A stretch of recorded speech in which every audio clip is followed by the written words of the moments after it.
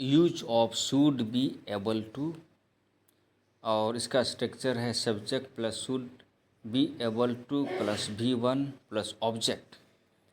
इसमें should be able to fix रहेगा और V1 ऑब्जेक्ट और सब्जेक्ट वो बदलते रहेगा।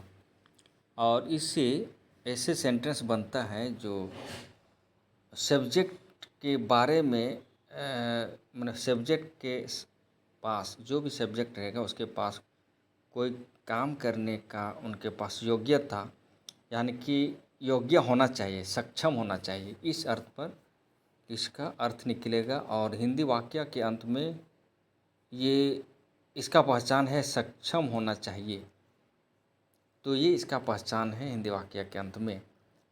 तो ये स्ट्रक्चर पर, इस स्ट्रक्चर पर हम कुछ सेंटेंस को बनाते हैं, जैसे subject plus should be able to plus V1 plus object इसका स्ट्रक्चर है। तो इसका स्ट्रक्चर हम बनाते हैं इस स्ट्रक्चर से।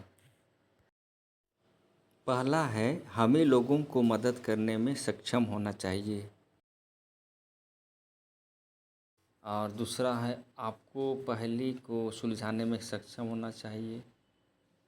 चौथा है तीसरा है मुझे अंग्रेज़ी बोलने में सक्षम होना चाहिए, और चौथा है उन्हें क्रिकेट खेलने में सक्षम होना चाहिए। ये हिंदी सेंटेंस है, और इस हिंदी सेंटेंस में एक कॉमन है, लास्ट में मैं सक्षम होना चाहिए, मैं सक्षम होना चाहिए, वो रिपीटेशन हो रहा है, यही इसका पहचान है। अब हम इसको अंग्रेजी में ट्रांसलेशन करते हैं। पहला सेंटेंस है हम लोगों को मदद करने में सक्षम होना चाहिए, we should be able to help the people. दूसरा है मुझे अंग्रेज़ी बोलने में सक्षम होना चाहिए, I should be able to speak English. आपको पहेली को सुलझाने में सक्षम होना चाहिए, you should be able to solve the puzzle. उन लोगों को क्रिकेट खेलने में सक्षम होना चाहिए, they should be able to play cricket.